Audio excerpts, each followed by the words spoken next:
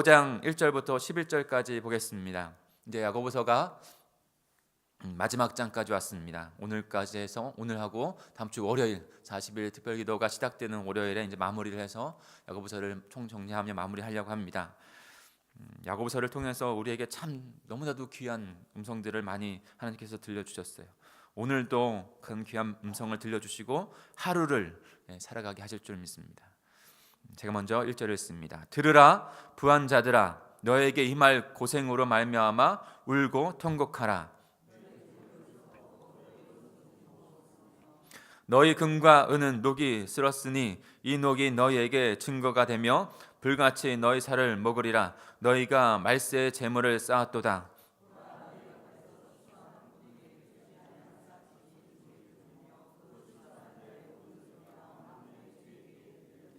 너희가 땅에서 사치하고 방종하여 살육의 날에 너희 마음을 살찌게 하였도다.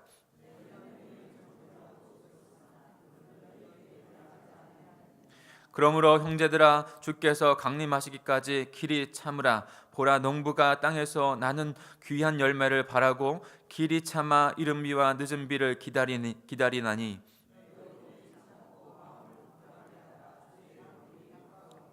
형제들아, 서로 원망하지 말라. 그리하여야 심판을 면하리라. 보라, 심판주가 문 밖에서 계시니라.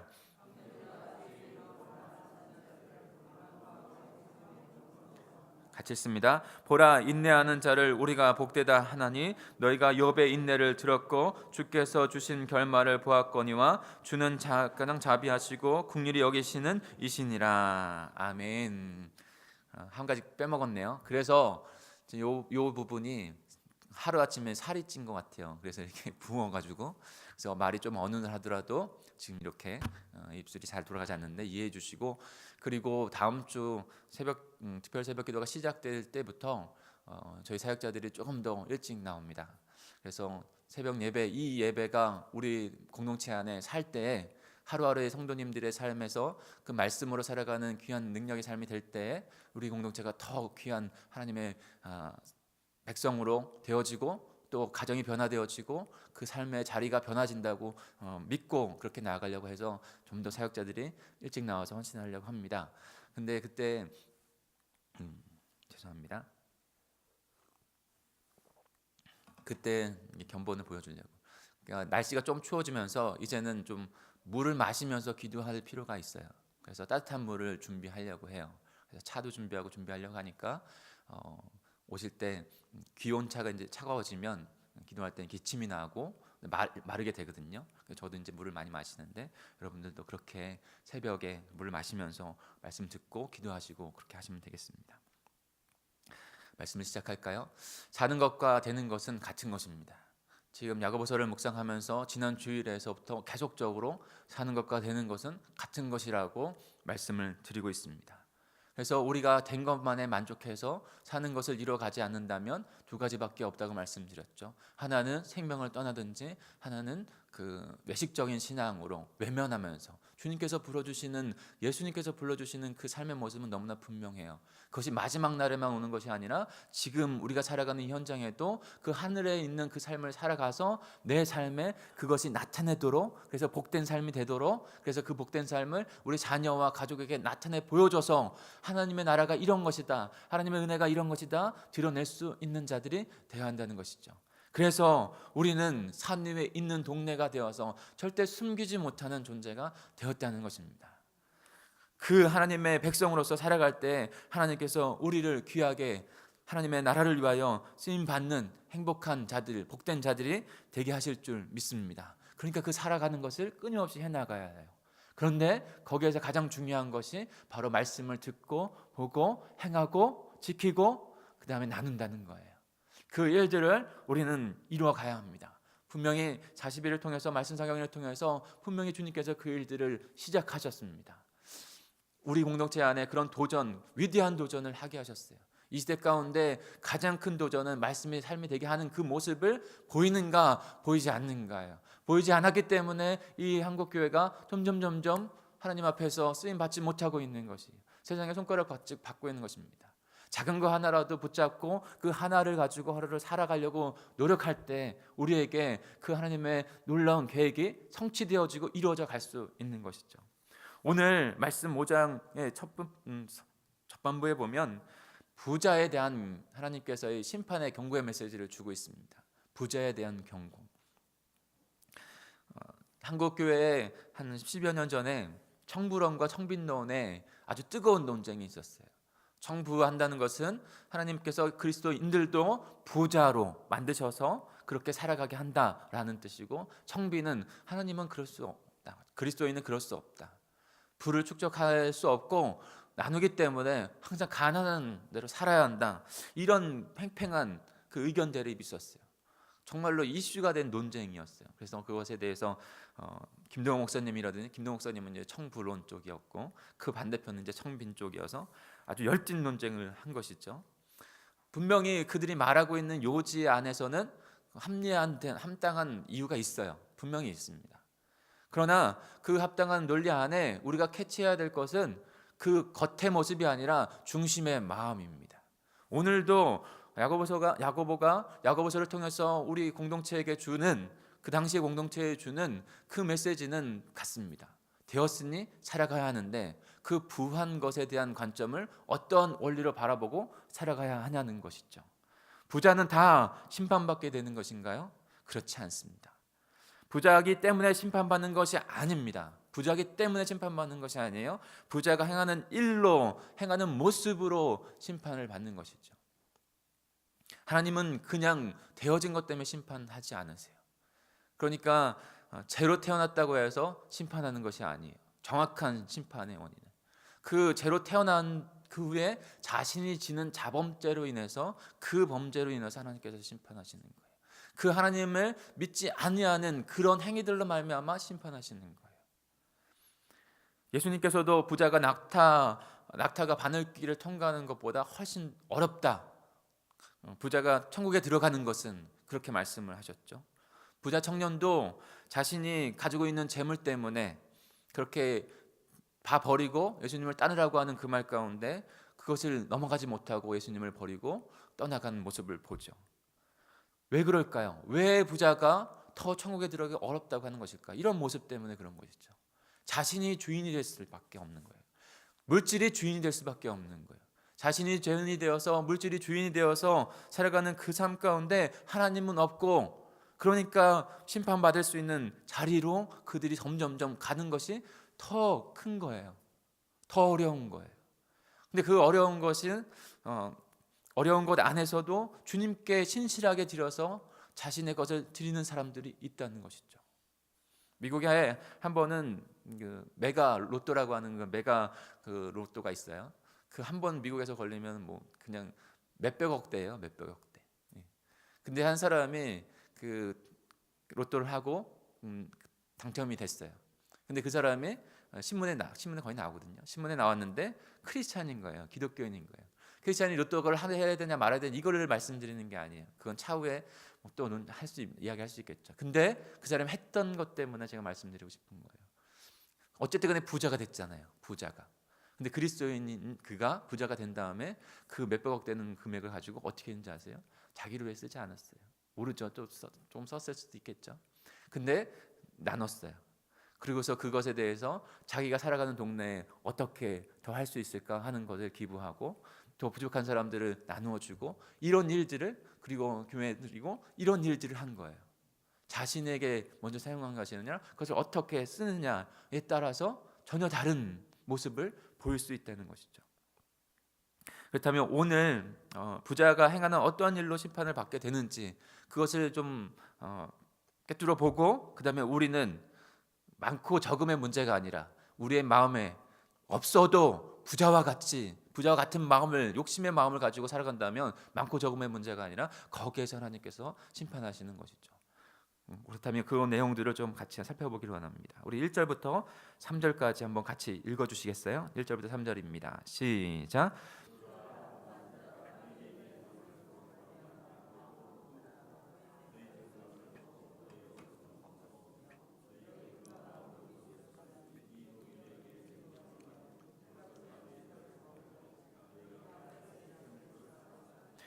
야고보는 부자들에게 임할 고생으로 그들이 울고 통곡할 것이라고 말씀하고 있습니다. 그들의 재물은 썩었고 그들의 옷은 좀먹었으며 그들의 금과 은은 녹이 슬었다라고 말하고 있습니다.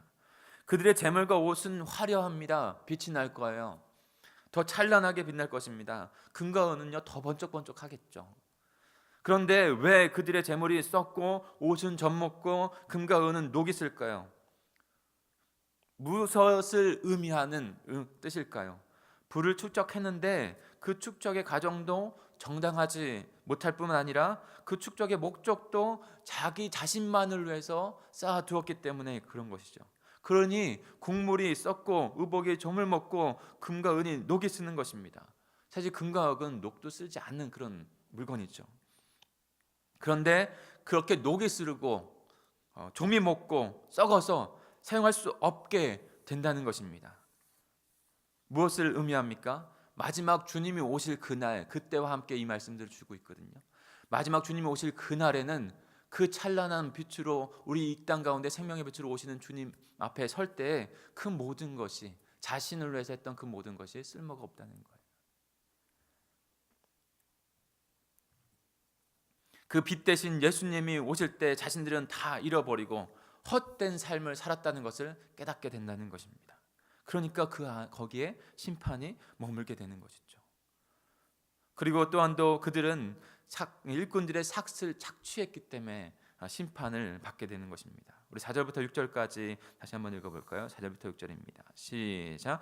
보라, 너희 밭에서 추수한 품꾼에 주지 아니한 싹시 소리 지르며 그 추수한 자의 우는 소리가 만군의 주의 귀에 들렸느니라. 너희가 땅에서 사치하고 방종하여 살육의 날에 너희 마음을 살찌게 하였도다. 너희는 의인을 정죄하고 죽였으나 그는 너희에게 대항하지 아니하였느니라. 4절을 보면 보라, 너희 밭에 추수할 품꾼에게 주지 아니한 삭시 소리 지르며 추수한 자의 우는 소리가 만군의 귀에 들렸다라고 말하고 있잖아요.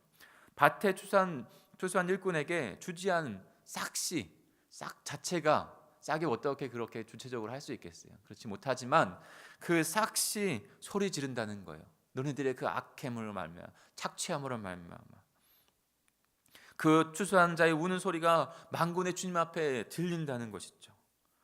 추수한 일꾼들, 일용족들은요, 그 품삯을 받지 못할 때 그들의 생존 문제가 지금 걸려 있는 거예요.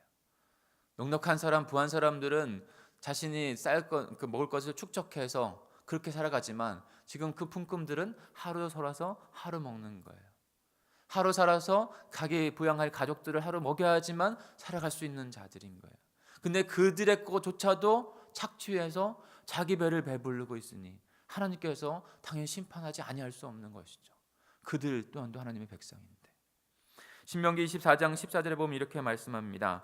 공고하고 빈한한 품꾼은 너희 형제든지 내 땅 성문 안에 우거하는 객이든지 그를 학대하지 말라. 그 품삯을 당일에 주고 해진 후까지 미루지 말라. 이는 그가 가난함으로 그 품삯을 간절히 바람이라. 그가 너를 여호와께 호소하지 않게 하라. 그렇지 않으면 그것이 내게 죄가 될 것입니다.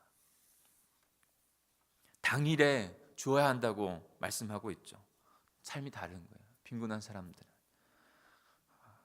그래서 그들에게 생명에 위협이 되지 아니하도록 그 가난한 자들에게 율법으로 하나님의 마음으로 그 법을 정하고 그 부한 자들에게 그렇게 명령한 것이죠. 그런데 부자들은 자기 자신의 배를 더 축적하기에만 급급하고 있는 것이죠. 밭에서 열심히 추수한 품꾼들이 하루 하루 싹을 착취하고 자신의 배를 불린 것입니다. 그리고 생명을 유지해야 할 그 생존의 양식을 빼앗은 것으로 자신들은 사치하고 방종했다는 것이에요. 사치하고 방종했다. 사랑하는 성도들, 여기에서 이 부자들, 사실 저와 여러분은 그거에 자유로울 수 있어요. 어떻게 보면 자유로울 수 있는 것이죠. 그런데 이 말씀이 그러면 부자들한테만 하는 것이냐? 저는 그렇게 보고 싶지는 않습니다. 저와 여러분에게 권면드리고 싶은 것은 크고 작음의 문제가 아니라, 그러나 부한 사람들, 이렇게 살아간 사람들은 더 하나님의 심판받을 그 어려운 상황들이 있는 것이죠. 그러나 저와 여러분도 마찬가지로 크고 작음의 문제가 아니라 내 안에서 주님께서 채우신 것을 가지고 어떻게 하면 그 하나님의 주신 은혜의 삶으로 마음으로 살아갈 수 있을까? 작아도요 자기 것을 움켜쥐려고 하고 내가 내 것이라고 생각하면서 살아가는 사람도 있다라는 것이죠. 그러니까 부하든지 그냥 넉넉하게 살든지 그렇지 아니하게 살든지 그 문제를 더 넘어서 하나님께서 은혜 주신 삶으로 살아가는 저와 여러분이 되어야 될 줄 믿습니다. 그리스도인도 넉넉하게 살 수 있어요. 하나님께서 넉넉하게 해주실 수 있습니다.